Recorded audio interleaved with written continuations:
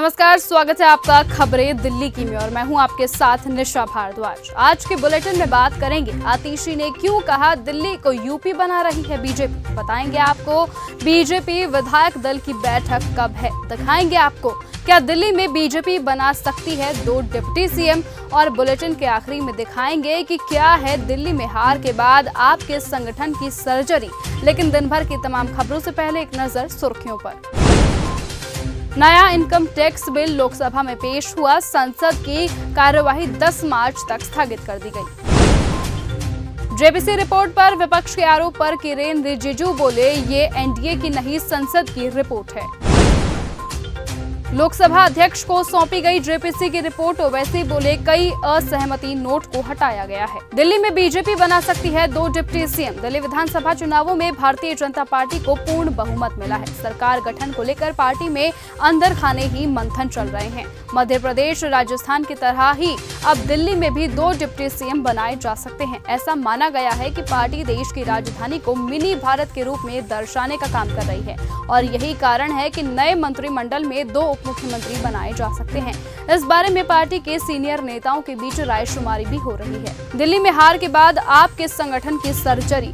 दिल्ली विधानसभा चुनावों में मिली करारी शिकस्त के बाद अब हार के कारणों के लिए आम आदमी पार्टी में बैठकों का दौर चल रहा है। अरविंद केजरीवाल ने पहले दिल्ली के जीते हुए विधायकों और हारे हुए प्रत्याशियों से हार जीत के कारणों का ब्यौरा लिया। उसके बाद पंजाब के विधायकों जिन्होंने दिल्ली चुनावों में काम किया था उनके साथ समीक्षा बैठक कर सुझाव लिए थे। अब सूत्रों की माने तो पार्टी के राष्ट्रीय संयोजक अरविंद केजरीवाल से हुई एक मुलाकात में कई बड़े नेताओं ने हार की जिम्मेदारी लेते हुए अपने इस्तीफे की पेशकश की है, लेकिन पार्टी के मुखिया ने अभी सभी को अपने पदों पर ही बने रहने को कहा है। कांग्रेस नेता संदीप दीक्षित का चौंकाने वाला बयान। दिल्ली विधानसभा चुनावों में आम आदमी पार्टी से अलग होकर चुनाव लड़ने और खराब नीतियों के सवाल पर कांग्रेस नेता संदीप दीक्षित ने कहा कि दिल्ली की जनता ने किसी को हराया नहीं बल्कि अरविंद केजरीवाल को मुख्यमंत्री पद से हटाया है। हम साथ लड़ते तो और भी बुरा हश्र होता। दिल्ली की जनता ने तय कर लिया था कि अरविंद केजरीवाल को हराना है। कांग्रेस नेता ने कहा कि अगर 10 पार्टियां भी आम आदमी पार्टी के साथ मिलकर चुनाव लड़ लेती हैं,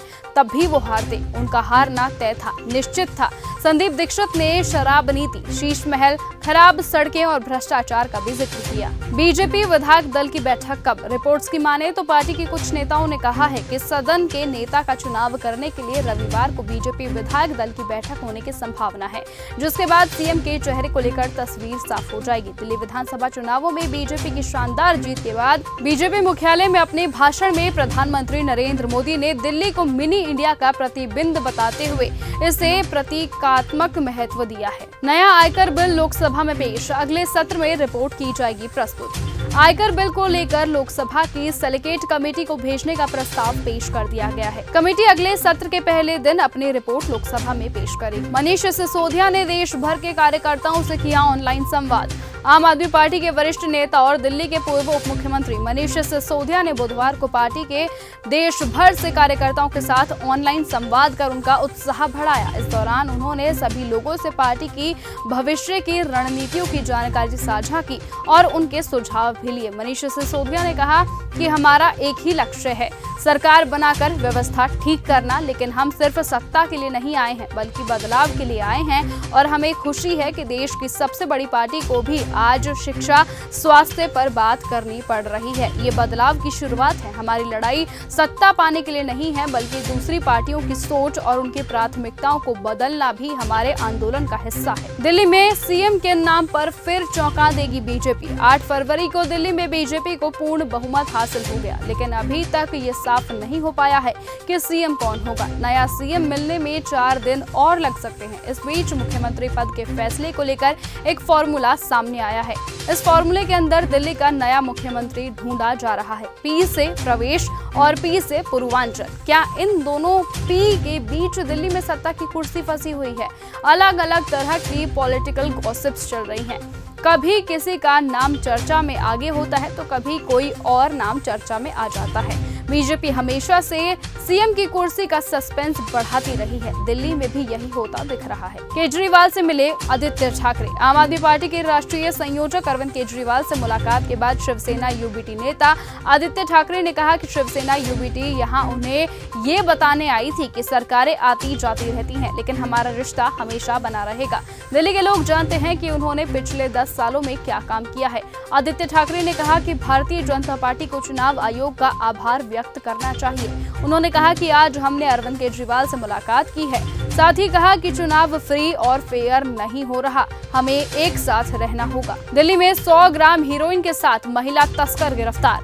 दिल्ली आउटर नॉर्थ डिस्ट्रिक्ट की एंट्री नारकोटिक्स सेल ने नशे के खिलाफ अपनी मुहिम को और मजबूत करते हुए एक महिला ड्रग्स तस्कर को गिरफ्तार किया है, जिसकी पहचान मंजू उर्फ मंजूरा बीबी के रूप में हुई है। महिला राष्ट्रीय राजधानी के जहांगीरपुर इलाके की रहने वाली है। महिला तस्कर के पास से 100 ग्राम हीरोइन बरामद की गई है। महिला की गिरफ्तारी पहले से पुलिस रिमांड पर चल रही है और एक अन्य आरोपी अंजू उर्फ गौरी भाभी की निशानदेही पर की गई है। दिल्ली के लिए विपदा बनी भाजपा। दिल्ली की कार्यवाहक मुख्यमंत्री और आम आदमी पार्टी की नेता आतिशी ने राष्ट्रीय राजधानी में बिजली कटौती के दावे किए हैं। उन्होंने कहा कि बीजेपी की सरकार आने के बाद से लगातार बिजली में कटौती हो रही है। उन्होंने एक्स पर लिखा, दिल्ली के लिए विपदा बनी भाजपा, सत्ता में आते ही लंबे पावर कट की शुरुआत। दिल्ली के ओखला से आम आदमी पार्टी के विधायक अमानतुल्लाह खान को गुरुवार यानी 13 फरवरी को कोर्ट से बड़ी राहत मिली है। दिल्ली के राउज एवेन्यू कोर्ट ने 24 फरवरी तक उनकी गिरफ्तारी पर रोक लगा दी है। अमानतुल्लाह खान ने पुलिस टीम पर हमला करने के आरोप में गिरफ्तारी से बचने के लिए अग्रिम जमानत के लिए याचिका दाखिल की थी। इस पर आज सुनवाई हुई है। जामिया मिलिया इस्लामिया के बाहर बढ़ाई गई सुरक्षा। छात्रों ने 10 फरवरी को शाम को शैक्षणिक ब्लॉक में विरोध प्रदर्शन बुलाया था। तब से उन्होंने विश्वविद्यालय के शैक्षणिक ब्लॉक में कक्षाओं में शांतिपूर्ण संचालन में बाधा डाली और दूसरे छात्रों को सेंट्रल लाइब्रेरी तक पहुंचने और कक्षाओं में भाग लेने से रोका। इन छात्रों ने विश्वविद्यालय की संपत्ति को भी नुकसान पहुंचाया और आपत्तिजनक प्रतिबंधित वस्तुएं ले जाते हुए ये पाए गए। यूनिवर्सिटी प्रशासन और प्रोटोकॉलीय टीम ने छात्रों को प्रदर्शन स्थल से हटाकर कैंपस के बाहर निकाल दिया, जिसके बाद से वहां की सुरक्षा बढ़ा दी गई है। वक्फ संशोधन बिल को लेकर भड़के आप सांसद संजय सिंह। वक्फ संशोधन विधेयक पर विचार करने के लिए बनाई गई संयुक्त संसदीय कमेटी यानी जेपीसी की रिपोर्ट गुरुवार यानी 13 फरवरी को राज्यसभा में पेश की गई। इसको लेकर अब विपक्ष सत्ता पक्ष पर हमलावर है। आम आदमी पार्टी के राज्यसभा सांसद संजय सिंह ने कहा कि मैं जेपीसी का सदस्य रहा था। ये अफसोस की बात है कि विपक्ष ने असहमति नोट दिया और विरोध दर्ज कराया, लेकिन उनके विरोध को शामिल नहीं किया गया। आपने जेपीसी रिपोर्ट को मजाक बनाया हुआ है। आप हमारी राय से सहमत हो सकते थे या फिर असहमत हो सकते थे, लेकिन लोकतंत्र के अंदर हर पार्टी को अपनी अपनी राय देने का हक है। उसको आपने कूड़ेदान में कैसे डाल दिया। आम आदमी पार्टी के वरिष्ठ नेता और पूर्व मंत्री सौरभ भारद्वाज ने दिल्ली विधानसभा चुनावों में हुई हार के बाद बेरोजगार नेताजी नाम से अपना यूट्यूब चैनल लॉन्च किया है। सौरभ भारद्वाज के मुताबिक इस चैनल का लक्ष्य जनता से सीधे जुड़ना और उनके सवालों को खुले और पारदर्शी तरीके से जवाब देना है। बेरोजगार नेताजी यूट्यूब चैनल पर हर रोज नए विषय पर चर्चा होगी, जो लोगों को सौरभ भारद्वाज के साथ जुड़ने का एक इंटरैक्टिव मंच प्रदान करेगा। आतिशी ने क्यों कहा दिल्ली को यूपी बना रही है बीजेपी। दिल्ली में बीजेपी की सरकार आने के बाद से पूर्व मुख्यमंत्री और आप नेता आतिशी ने पहली बार प्रेस कॉन्फ्रेंस की। उन्होंने पीसी के दौरान बीजेपी पर हमला बोला और बिजली कट को लेकर बीजेपी पर सवाल उठाए। उन्होंने कहा पहले 3 दिनों से दिल्ली के अलग अलग हिस्सों से लंबे लंबे पावर कट की शिकायतें आ रही थी, जिनमें मोहन गार्डन, राधेपुर, विकासपुरी, आनंद पर्वत, मलकागंज, तिलकपुर, उत्तम नगर, विकास नगर एक्सटेंशन आदि इलाके शामिल है। आतिशी ने कहा कि बीजेपी को सरकार चलानी नहीं आती है और जिन राज्यों में बीजेपी की सरकार है उन राज्यों में बिजली का बुरा हाल है।